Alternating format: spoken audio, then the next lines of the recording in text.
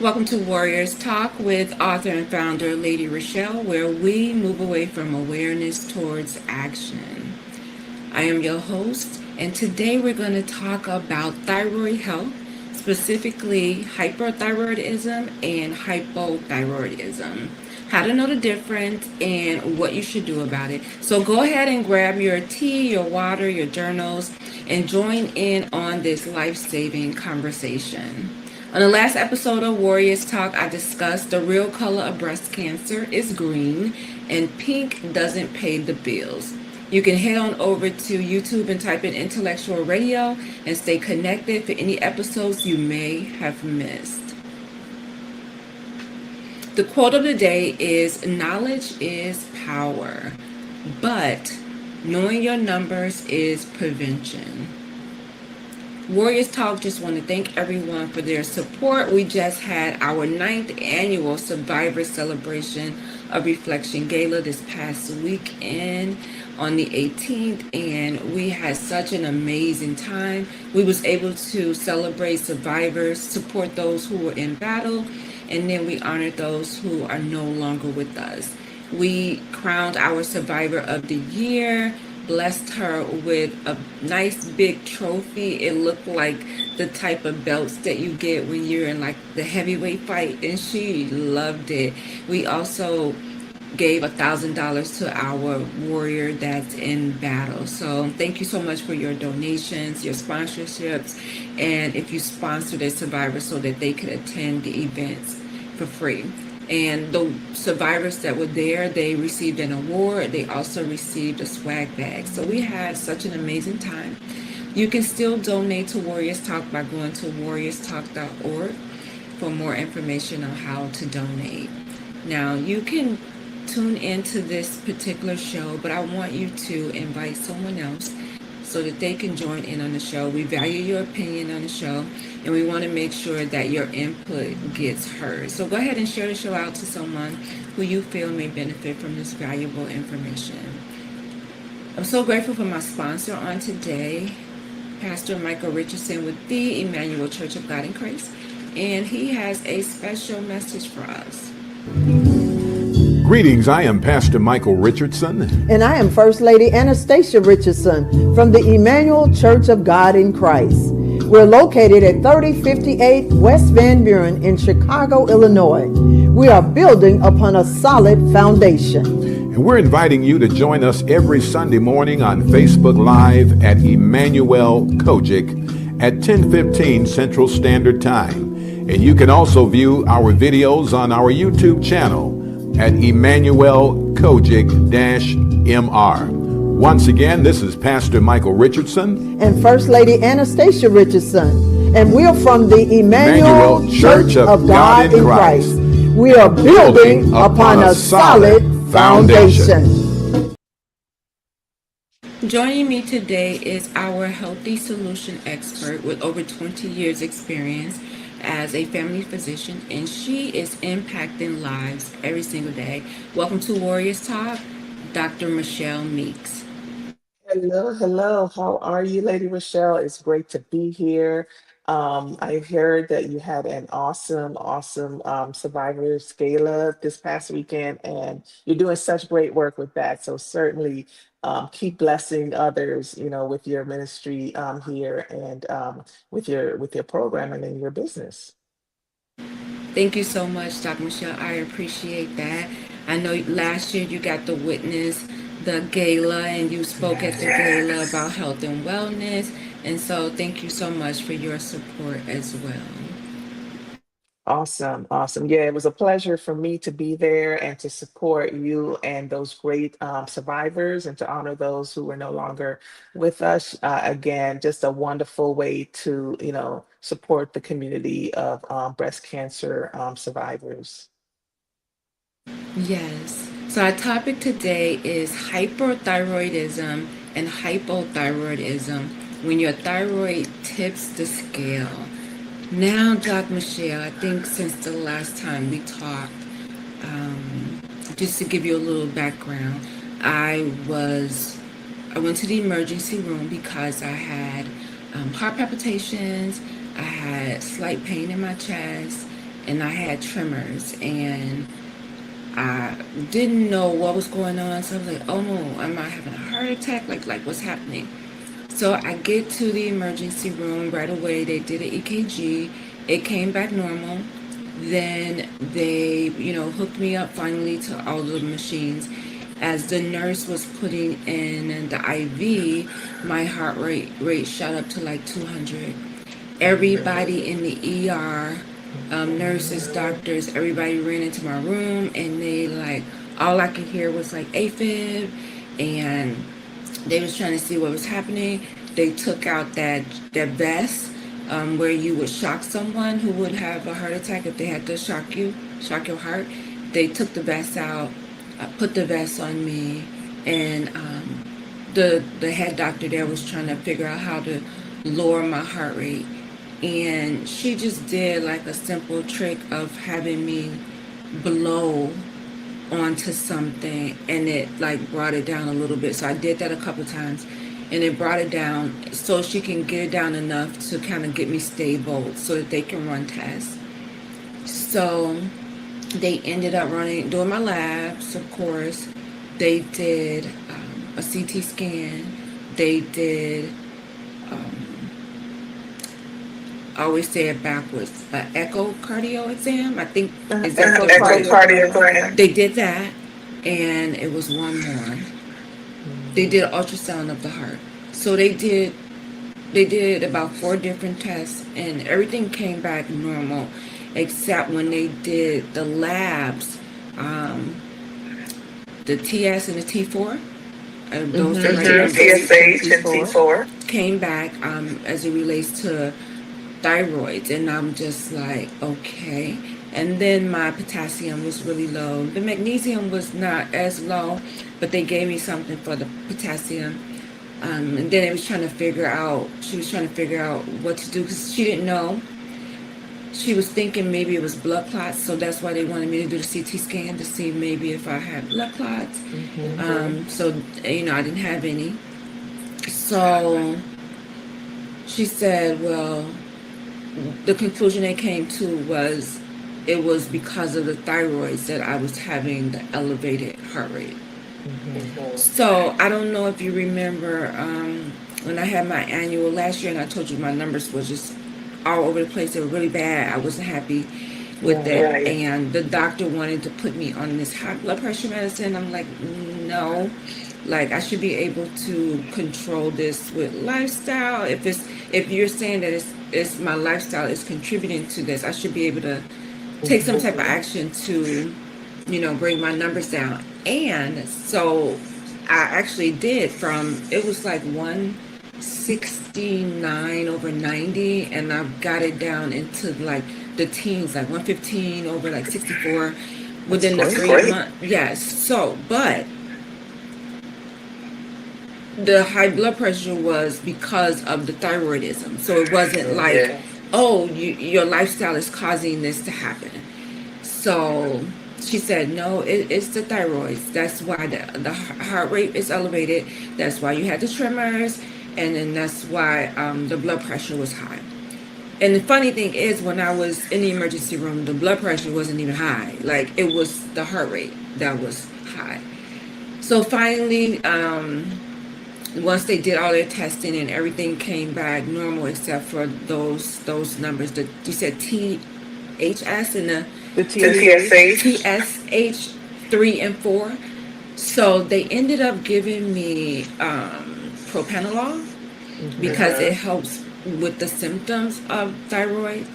And then they put me on, they gave me methimazole, Methimazole. which is a thyroid medicine. Yep. Yeah. And so, but she told me that that medicine wouldn't work for like maybe 3 or 4 weeks, but the propanolol would help with the symptoms of the rapid heart rate.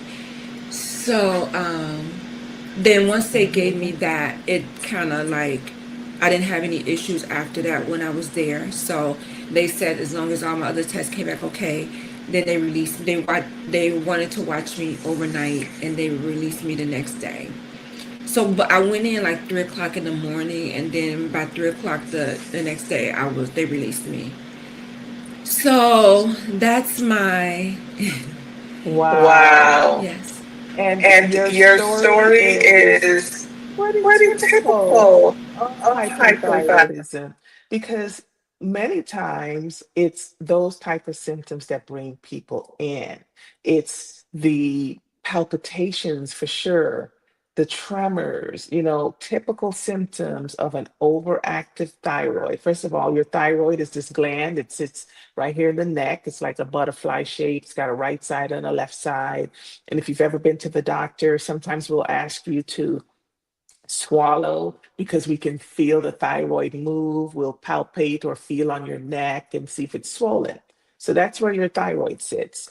And it can either be overactive or underactive, or it could be normal. So yours sounds like it was overactive, causing these symptoms.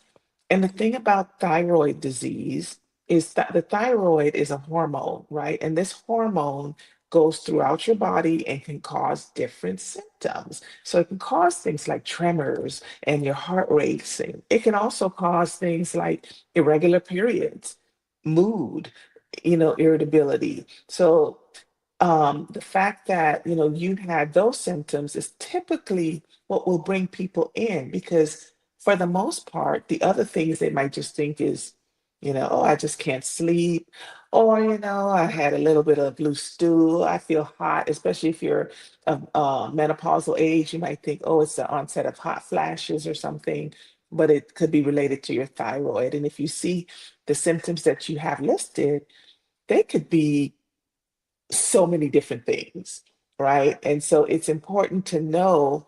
One of the things to know is sometimes before you have symptoms, sometimes we'll see things in the blood work that can lend us to think, oh, maybe someone's developing hyperthyroidism when that thyroid is revved up.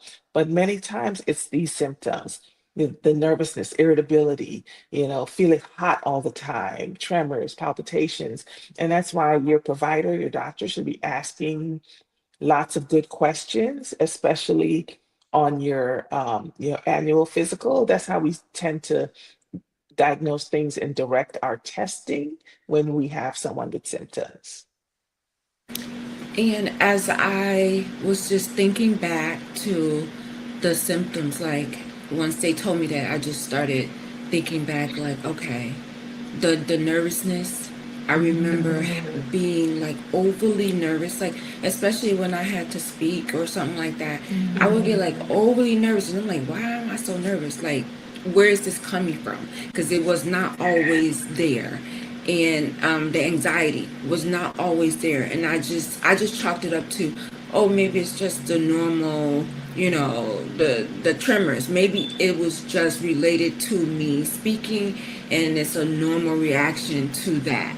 So I right. really, at the time, I didn't think anything about it, but as I look back, I said, okay, that it was probably happening then, and I just didn't know that what it was. I just took it up to, oh, this is what happens when you have to speak and you're nervous about it. But it was actually probably, well, it was showing me symptoms there, but I didn't know that those Yes. were the symptoms.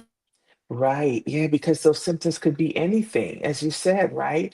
And we think that we know what can cause hyperthyroidism. Many times it's just it's what we call an autoimmune sort of thing, like Graves disease. We hear the name Graves disease a lot. That's when your body makes antibodies to your thyroid hormone that makes it produce more thyroid hormone. Then there's thyroiditis, which is inflammation of the thyroid gland, which also can cause that thyroid to produce more hormone than it should. And then plumber's disease, which is like thyroid nodules. Many times we'll feel on your thyroid and we can feel lumps and bumps. And then if we feel that, the doctor will then say, "Oh, let me check your thyroid function numbers," and that will lead us to, looking at causes.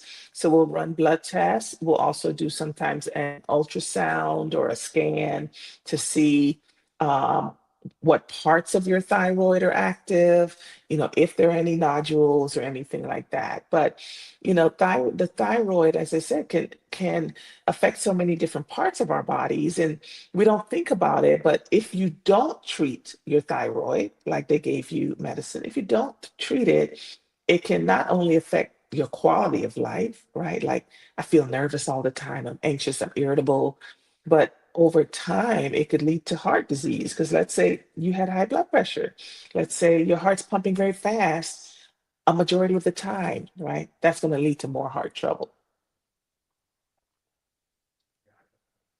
Yes, and I was like, when she said, "Well, I'm going to refer you to a rheumatologist." I'm like, what is a rheumatologist? What is it for?" And she said, "Well, it's for autoimmune disease." I'm like, "Well, why am I going to see a rheumatologist for autoimmune and this is thyroid?" And then she mentioned the Graves disease. And she said, "Well, anytime you're diagnosed with the hyperthyroidism, that's what they do. They look at Graves' disease and they try to figure out like if anything else is going on." So that kind of made me alarmed and kind of nervous because I'm just like, you go through cancer and you just like, okay, wow, like I got through that, and that's just, that's a battle in itself. But when she told me that, I'm like, okay. So last time I saw her was on that last Monday that just passed, I think. And she said my number. They did blood work, and she said the numbers look good. It's Good, improving. The numbers are improving. So she scaled back on the medicine. good. So they had me taking the propranolol when I was released from the emergency room 3 times, and the doctor was like, "I think that's too much." And so when I went, she did my heart rate, and it was 55, and she was like, "No, it's too much. So we don't want the heart rate to be lower than 60." So she dropped the propranolol down to, instead of 20 milligrams, to 10. And for the methimazole, I'm taking half of that. So, Good. so she said my numbers are improving. So she was happy with the way things were going. So I go back to see her in a month. She's going to run the labs again to see if she needs to adjust the medicine again. So I'm like, okay.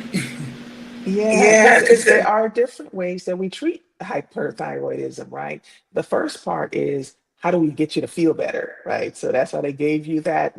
We call it a beta blocker. We have propranolol, we have metoprolol, we have different medications we use to get that pulse down quicker so that you can at least feel better. Your heart's not working as hard. That also helps your blood pressure, right? And then the methimazole can sort of help the thyroid itself not work so hard and not release as much hormone. And so the medications work great. There are some times where we have other options, right? If something is not working, sometimes we give a medicine called radioactive iodine. Sounds scary, but basically it will attach to the thyroid and it will stop it from working so much and bring those thyroid hormone levels down to normal. One of the issues with when we use that medicine is you can imagine we overshoot. And so someone who was hyperthyroid then can become hypothyroid. They can have low thyroid, in which case then we have to give a different medicine to bring their thyroid into normal level. It's rare that we have to do surgery to remove any parts of the thyroid, but that's an option too, depending on what the cause is, right? There is such a thing as thyroid cancer, and that looks completely different. We would see things on your ultrasound and your scans if it was a thyroid cancer, in which case surgery is one of the treatments we use for that. So I'm So I'm glad to glad to hear that hear you're that you're getting getting better. better. Yes. And she was asking me, like, how are you feeling? Are you feeling any better? Because they were asking me about, like, the fatigue and all of that. And I'm like, I don't think I feel fatigued. But then again, I may have gotten used to that feeling and not know that it was fatigue. Now, I did notice the nervousness part. Like, I could feel me being more calmer, more Good. relaxed. So I know that that part was working. So I'm like, yeah, I do feel that part. So she was like, great. She felt really good with that part. So I was excited about that. But then I don't like to dive into like a lot of the stuff and scare myself. But they said that hyperthyroidism cannot be cured, but you can have effective treatment. Right. Yeah, it's one of those things that we have great treatments for, and the treatment is pretty much lifelong, but it's pretty well tolerated medicines, as you see, right? If you had to take propranolol 10 milligrams daily, for your symptoms, that's not a horrible treatment. The methimazole, I think it's 100 milligrams is the usual dose, and if that's working, that works great. We will put patients on those two medicines for a long time, especially if it's controlling their symptoms. Because the last thing we want to do is have to give you radioactive iodine or have to do surgery, because again, many times when we give the radioactive iodine, we can overshoot and then someone gets low thyroid, in which case then they also have to take a different medicine to keep their thyroid hormones in the normal range. But it's one of those things, yeah, when you hear that you have it and you may have it for life, it can be scary, but simple medication regimens can make people feel so much better. And that's one of the great things, right? Because again, you had about 10 symptoms there that people that they start to think that's just norm. That's just their norm. That's just me, my life. If I have irregular heavy periods, right? And I'm in my 20s and 30s, I might think nothing of it, right? And I may not go to the doctor. If I'm just moody, I might just think I'm moody or irritable, or I just have anxiety, but maybe there are other causes for that. So what we're talking about today is really, if you have symptoms, now that you are aware of it, go and do something about it. Make sure you get your checkup, talk to your doctor. Sometimes if they're not asking the right questions, make sure if you are feeling something that you are proactive and you tell them about it. Yeah, so it was something new to me. So I'm, adjusting and just making sure that I stay on top of that health. I'm not missing appointments. Yes. When they released me, insurance is really funny. They released me, and I get a call the next day saying, "Hey, you need to schedule an appointment to go see the cardiologist." Oh, they had me to wear a heart monitor. The Mhm. cardiologist, when he was there, I wore a heart monitor for 2 weeks, and so they wanted to set me up like the next day and get me in there. And my insurance, because I have the HMO, they called me like, no, you need to get a referral from your, was in Right. network and this and that. And then even with the endocrinologist, and they had set me up right away. And I told that lady, she said, well, we would have to give you a referral and you would have to schedule an appointment. I said, I'm going to these appointments. These appointments are tomorrow, and I'm Mm. going. I just Yes. got out of the emergency room. I'm going while I have the courage to go. Right. I have the Right. courage to go to these appointments to see what's happening, and I'm gonna go. Yes. Yes. I don't want to end up back in this emergency room. And I know if I wait and I have to wait for a referral and I have to call and make an appointment and they give me an appointment a week, 2 weeks out, I may not go. Yeah, I Yeah, applaud I you applaud you for for being proactive about that, right? Because that's one of the things when you have an HMO insurance, right? You're supposed to get a referral from your primary care doctor to see a specialist. Sometimes that's not feasible depending on the situation, if it's urgent or emergent. So sometimes I'm glad to hear that the endocrinologist sounds like they saw you without the referral, but they can get that referral, right? Sometimes they'll call the doctor when you're there, and that the doctor can, expedite that. So kudos to you for just being proactive on that, and moving in that time, in that moment. And she was like, okay, but I just had to tell you that, you shouldn't, you're not supposed to go because of your insurance. So I said, I'm going. And she said, okay, I'll follow up with you in a couple of days to see if, she said, they may see you, they may not, they may turn you away. And if they do that, I'm here so we can set up an appointment and you can get your referrals. So I did go to the appointment, and they said that they were obligated to see me at least one time since I was in the emergency room. And I said, that's fine. I just want to get a follow up. So I did get the follow up, and the endocrinologist is very good, and I wish I could have him as my endocrinologist. He told me a lot. So I wanted to take CMOS about a month ago, Dr. Michelle, and then I started doing research on CMOS, and it mentioned something about the thyroids, and I said, okay, I'm gonna wait until I go see the endocrinologist before I take the CMOS. And I'm glad that I did, because it has the iodine in there, which would make my thyroid more overactive than it is. So he said no CMOS. I said, well, I do black seed oil. Is that okay? He's looking it up. You can do black seed oil. I'm like, he said, what else? What else? What other kind of supplements? I said, what about turmeric? I drink turmeric with my tea. He looked it up. He said, no turmeric, because it makes it overactive. Like stuff like that. I had to ask questions. So, and I'm okay with that, because my black seed oil, I'm fine with that.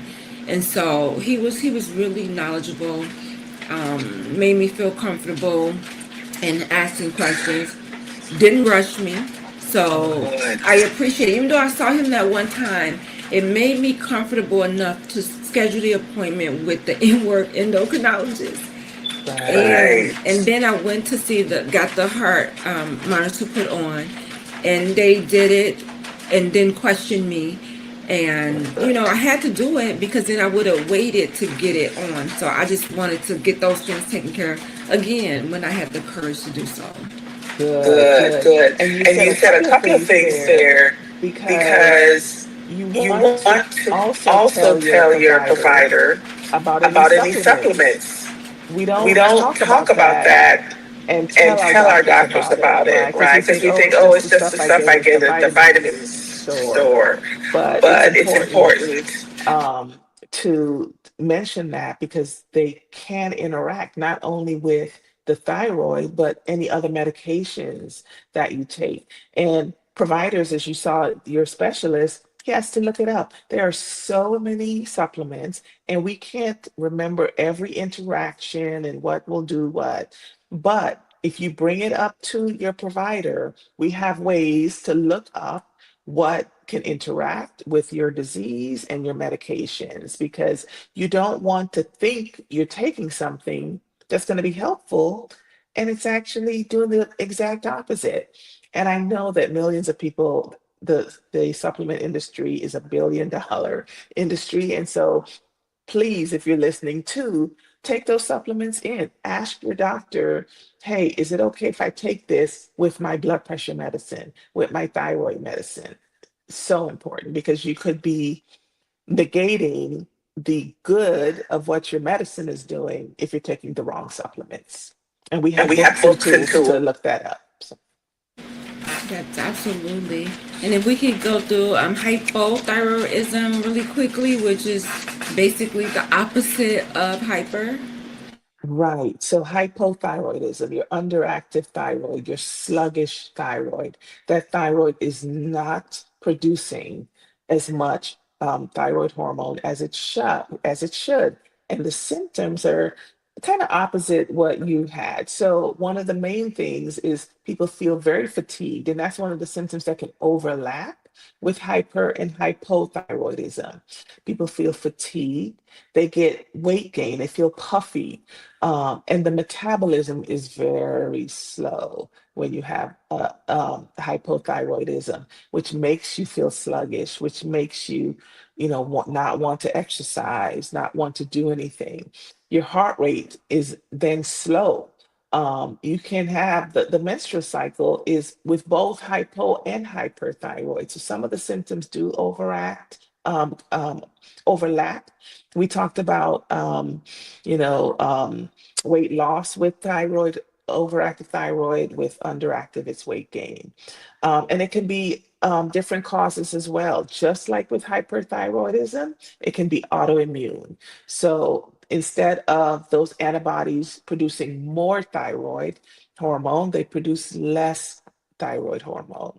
And a radiation therapy, people who've had cancer or had radiation to the head and neck area, that can cause an underactive thyroid. And you may not see that for years to decades after your radiation treatment. So when you're going to the doctor, they should be checking your thyroid hormones as well. There's medications to treat underactive thyroid, just as it is for overactive thyroid. And one of the things just with overactive thyroid, with underactive, it's medicine you're going to need to take for the remainder of your life because there's no other way to make your body produce more thyroid hormone, but to give you medication to give you that thyroid hormone. And once your levels become normal, you start to feel normal again, just like you did. So, again, a lot of the symptoms with these sort of hormonal dysfunctions can be very sort of what we call non-specific, just I just don't feel good, I just don't feel right. But again, it's good to talk about it here like we're doing on your show so people can think, oh yeah, I do have that and I do feel that way. And not necessarily that you're hypothyroid, but get it checked out because it could be the answer to the questions that you're asking yourself. And then my last question would be, can someone live a normal, active life although they have hyper or hypothyroidism?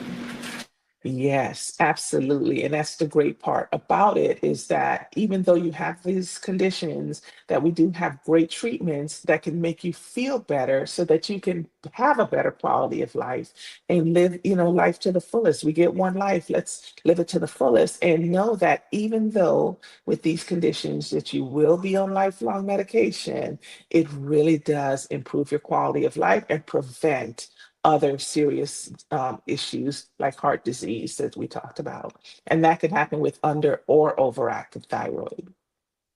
And then can you give some words of wisdom, Dr. Michelle, if someone maybe suspect that they may have a thyroid problem, like what should they do? Yes, for sure. Like your show always says, go from awareness to action, and that's what we want to do here, right? We want to give you the information because if you're thinking that you've had some of these symptoms and you just think it's normal aging, it's just me. I feel sluggish all the time. I'm just always nervous or anxious. I've always been that way, right? But there could be an underlying medical condition and that's why we urge you to go to your provider and give them that information. Ask questions if you don't feel like you're getting the right answers, and ask them many times to do a blood test, right? Hey, I've been thinking, could this be due to thyroid? Please check my numbers so I can be, rest assured, or we can do some medical treatment if needed. As always, Dr. Michelle, you never disappoint. Thank you so much for, just keeping us educated and encouraged to take action. I appreciate your wisdom that you lend to us every single time that you're on the show. So thank you so much. Thank you so much for having me. I'm glad you're feeling better. Okay. And keep taking your medications. And, it's always a pleasure to talk to you. And I look forward to the next time. You too. Thank you so much. Thank you. All right, you guys, that is the conversation about hyperthyroidism versus hypothyroidism when your thyroid tip the scale. And so I'm so excited about the show today. I know that someone else needed that information other than myself. And so, again, share the show out to someone else that you feel may benefit from this valuable information. I want to highlight my sponsor, Gloria Dotson with Mary Kay, and she's catering to all of your beauty needs from head to toe.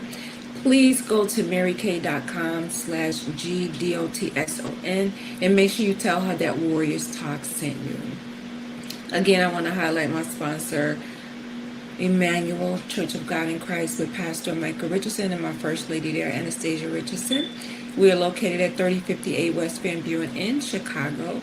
And we're on Facebook Live as well as YouTube, or you can come in person. We start at 10:20 on Sundays, but you can be there for 9:45 a.m. prayer. Now, Warriors Talk is always looking for individuals to share their journey. If you have a healing journey or a journey of inspiration that you want to share to give somebody else hope that may be going through a hard time in life, we want to hear your story. You can inbox me or you can email me at warriorstalk1@gmail.com.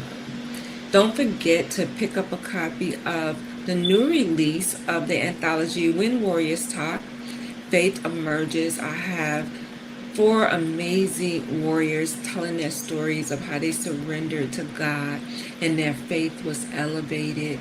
And you can contact them to get a copy of their books. Their information is located in their chapters, and you can donate it to someone who may be going through a hard time, or you can read it yourself. The book is not just for cancer survivors, but it's for anyone who have a life-altering experience and they just may need a little bit more encouragement to get them through. Also, my new release, Take Charge of Cancer, a guided journal for healing, faith, and empowerment. You can grab this. This is a journal for cancer survivors, those who may be going through cancer treatment. They can take this with them to chemo, radiation, and it helps you journal your journey as you're going through. And it helps to heal the mind while your body is healing. And you can capture your journey, and you can use this information if you want to do a book afterwards. So make sure you pick up a copy and bless someone else with it as well. All right, you guys, thank you for tuning in to this episode. I appreciate you. I will leave you with these words of wisdom. Make sure you come back next Monday at 6 p.m. on Intellectual Radio. And you can also catch me at Warriors Talk with the number 1 on Facebook or on Instagram or on YouTube as well. All you have to do is just type in at Warriors Talk with the number 1. My words of wisdom for you tonight is knowledge is power. Again, but knowing your number is prevention. So make sure you join me next Monday right here on Intellectual Radio at 6 p.m. As always, thank you for tuning in to Warriors Talk with author and founder Lady ReShell, where we are changing lives one warrior at a time.